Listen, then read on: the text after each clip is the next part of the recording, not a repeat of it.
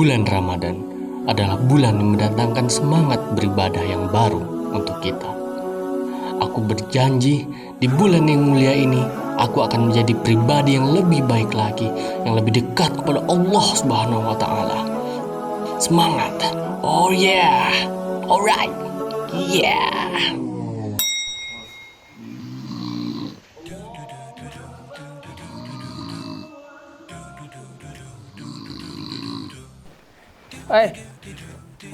Bangun.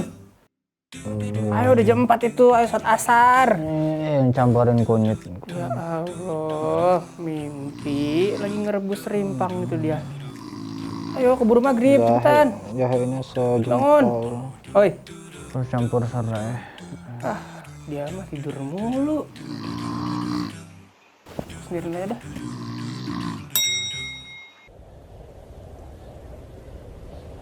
Biasanya kita tahu di Ramadan pada 10 hari pertama, 10 hari kedua, dan 10 hari ketiga terjadi fluktuasi dari jumlah sandal yang ada di masjid-masjid ketika ada sholat tarawih di sana. Ada apa dengan ini? Teman-teman sekalian, Bapak Ibu sekalian, kita tahu bahwa Ramadan itu bukan bulan sprint, tapi itu bulan maraton. Selama 1 bulan atau 30 hari penuh, kita diajak maraton. Maraton untuk apa? Untuk mencapai puncak atau jarak yang terjauh dari Ramadan itu, yaitu apa? Untuk meraih predikat la'allakum tattaqun. Itulah sebenarnya Ramadan. Sehingga di awal-awal ya kita tahu banyak orang semangat untuk sprint, tapi justru malah di 10 hari kedua mereka terengah-engah, ngos-ngosan. Bahkan di 10 hari terakhir mereka kembali ke aktivitas biasa mereka. Disinilah sebenarnya kita jangan sampai kehilangan momen untuk katakanlah memanfaatkan Ramadan sebagai bulan maraton kebaikan kita. Kita tahu bahwa Rasulullah SAW bahkan disebutkan dalam sebuah hadis, kita tidak pernah tahu bahkan berapa banyak pahala puasa didapatkan seseorang ketika sedang berpuasa. Kita tahu dalam Islam pahala-pahala dari kebaikan yang kita lakukan bisa 10, bisa 100, bisa 700, seperti itulah. Tapi di Ramadan atau mungkin dalam puasa secara umum itu Allah mengatakan aku sendiri yang akan membalasnya. Tidak disebutkan berapa karena saking besarnya keutamaan orang-orang yang melakukan puasa. Inilah yang sebenarnya harus kita kejar di waktu Ramadan. Apakah itu ada hubungan dengan makanan-makanan dikonsumsi? Tentunya ada. Tubuh kita sejatinya adalah tubuh yang sangat sensitif dengan makanan-makanan yang berlebihan. Dan ternyata salah satu ulama besar yaitu Ibnu Qayyim al-Jauziyah rahimahullah mengatakan bahwa penyebab lemahnya atau turunnya iman seseorang adalah ketika dia terlalu berlebihan dalam urusan makanan. Sayang kan, Ramadan ketika habis dia berbuka puasa, akhirnya maghrib sudah mulai ngantuk, tarawih sudah mulai ngantuk, malam susah bangun gara-gara berlebihan dalam urusan makanan. Dan yang kedua adalah makanan dimakan pun tidak sesuai dengan apa yang dibutuhkan oleh tubuh.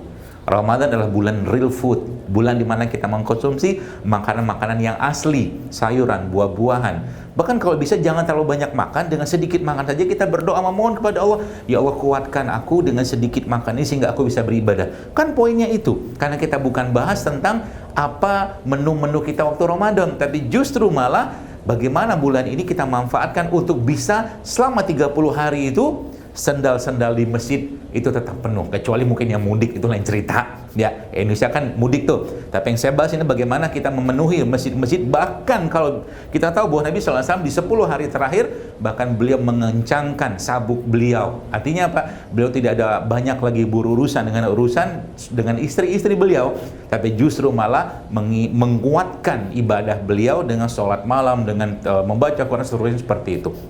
Maka mari kita jadikan momen Ramadan tahun ini untuk bagaimana menjadikan maraton ini betul-betul bisa kita nikmati. Katakanlah 10 hari pertama itu 10 kilo yang pertama. 10 kilo itu jauh loh. Artinya kalau kita langsung sprint, pasti di 2 kilo mungkin udah kecapean. Ya. Nah 10 hari kedua, 10 kilo yang kedua. Kita sudah mulai merasakan kan ibarat kata mobil ya. Mobil itu bagaimana teman-teman sekalian, Bapak Ibu sekalian, ketika kita sudah mulai engine-nya atau mesin panas, itu kan mobil bisa digeber. Jadi 10 hari pertama kita pemanasan dulu ya. Nah, di situ kita mulai menjaga makanan ya. Pertama jangan terlalu berlebihan dalam urusan makanan. Pun kalau makan, cobalah makanan-makanan yang asli atau bahasa saya itu real food. ya, sayuran, buah-buahan, sayur, kurma seperti itu ya. Dan itu banyak sekitar kita, termasuk air kelapa. Air kelapa itu memang sehat, tapi ketika dicampur dengan sirup, ketika dicampur dengan gula, beban lagi untuk tubuh kita. Jadi pemanis-pemanis yang ada itu kita ganti dengan pemanis yang asli. Apa pemanis yang asli? Contohnya kurma, madu, ya. Itu salah satu manis yang asli, dan itu kita bisa manfaatkan. Meskipun sebenarnya misalkan kita bicara air kelapa sudah cukup manis sebenarnya, seperti itu ya. Nah, jadi 10 hari pertama itu sudah kita mulai persiapkan dulu dengan makanan-makanan yang bisa menguatkan kita atau bahan bakar kita untuk maraton di 10 hari kedua. 10 hari kedua nih. Nah, 10 hari kedua ini juga salah satu itunya kita, apa tuh namanya, persiapan utama kita lagi. Katakanlah misalkan derajat mesin itu ada 100 ya. Nah, kita masuk nih pada 30% yang pertama ya, di 10 hari pertama. Jadi dipanaskan dulu mesin dengan makanan-makanan sehat ya, memperbanyak minuman ya, atau air putih seperti itu. Kemudian 10 hari yang kedua mulai menambah porsi makanan kita karena kita sudah mulai bersiap untuk 10 hari yang ketiga. Ya, jadi 10 hari yang ketiga adalah 10 hari kita untuk mencapai finish di 30 km, katakanlah kalau kita menggunakan istilah kilometer di sini. Sehingga nanti 10 hari yang ketiga sudah tidak terlalu banyak lagi kita fokus dengan apa yang dimakan. Karena makanan kita adalah zikir kita, sholat kita, tilawah kita, atau sodako-sodako kita. Itulah tanda kutip makanan-makanan kita. Karena kita tahu banyak para ulama-ulama zaman dulu ada yang bisa menghabiskan waktunya di malam hari itu ketika di 10 hari terakhir wudunya mereka di waktu Isya tidak putus atau tidak batal sampai ke subuh. Ini kan Masya Allah. Oke lah, itu mereka. Kita tidak bahas mereka atau kita tidak bisa mengikuti mereka, tapi paling tidak di 10 hari terakhir ini azamnya kita adalah apa? Kita pastikan kita bisa mengikuti iktikaf karena kita persiapan 10 kilo yang terakhir. Yang pertama itu, apapun bentuknya. Kalau Anda bisa beriktikaf katakanlah 10 hari penuh, iktikaflah. Tidak perlu katakanlah apa itu namanya iktikaf. Ya kalau memang ada kerja sih silakan. Tapi maksudnya cobalah dalam satu hari, dalam satu kali dalam kehidupan kita pernah merasakan iktikaf 10 hari penuh di masjidnya Allah. Ya, itu. Nah, kalaupun tidak, ya 10 hari jangan sampai kehilangan momen kita untuk bermalam atau berkhalwat bersama Allah ya di waktu-waktu iktikaf tadi, meskipun nanti kalau ada yang masih kerja itu bolehlah katakanlah dia pulang untuk bekerja tadi. Tapi yang paling utama lagi dia betul-betul bermalam selama 10 hari penuh itu di masjid untuk iktikaf. Ya, dan yang paling penting, mari kita sudah tidak banyak lagi membahas makanan-makanan, minuman-minuman apa. Kalaupun ada secukupnya saja, yang sehat-sehat saja di maraton kita yang terakhir. Anda pernah lihat, misalkan gini, Anda lihat orang maraton kan, ketika mereka lagi lari itu, teman-teman sekalian, apa ada itu yang ngasih gorengan? Gak ada. Waktu yang orang-orang lagi maraton itu kan dikasih air putih, iya kan?